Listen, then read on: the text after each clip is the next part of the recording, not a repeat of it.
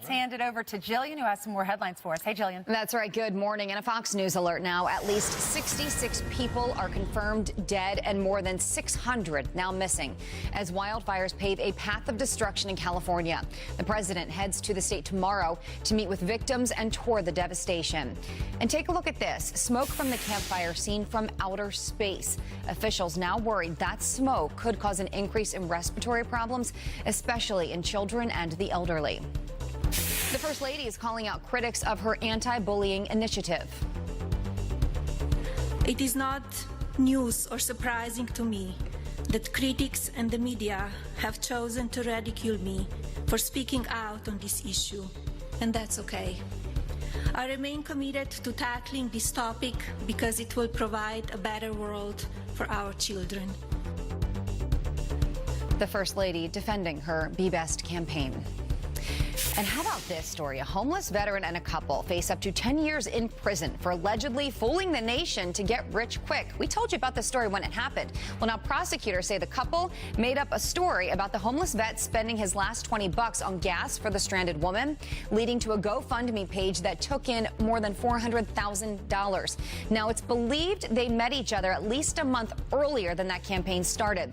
Investigators finding text messages between Caitlin McClure and a friend reading, quote, "The gas part is completely made up, but the guy isn't. I had to make something up to make people feel bad." And that was just one of multiple text messages. FAO Schwarz is reopening its doors today just in time for the holidays. And yes, the iconic giant piano will be there.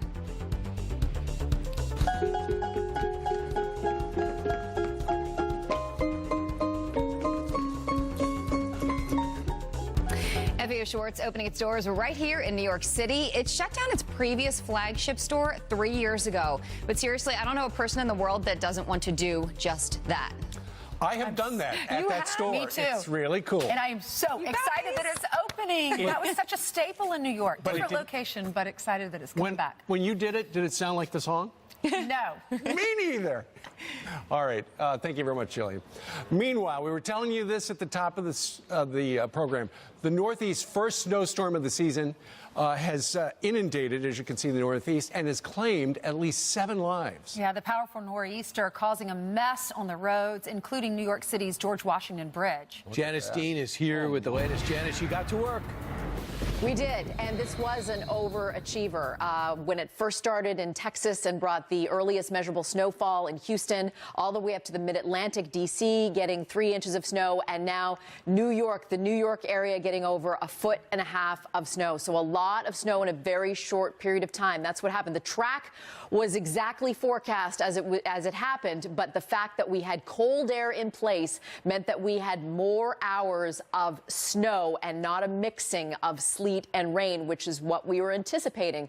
Sometimes snow is one of the hardest things to forecast, and that's why we got a lot of it in a very short period of time, and that's why a lot of folks were really mad yesterday during the rush hour.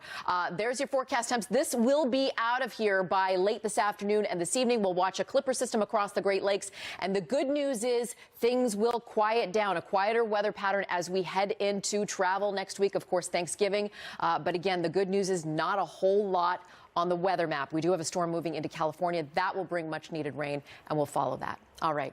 Back to you, Steve, Ainsley, and Brian. All right. And Janice did warn us repeatedly yesterday. The nor'easter was coming, and it delivered. And if you have a weather person in your office, listen to them. Janice, last year, our first snow was after Christmas, right? So I think we just weren't prepared. Well, this was very early on. This was the second biggest snowfall in November for Central Park. They got 6 inches of snow. It was a lot of snow, in some cases 3 times the amount that we were originally forecasting. So we don't get it right. We try our best. We're the ones that don't want to get the forecast wrong, but sometimes we do, and it just tells you you have to be prepared sometimes. If you're in your cars for 5 hours, you need to have an emergency kit with you. I was just so glad my ice scraper was safe in the shed, so I was able to use my hand to get all the snow off.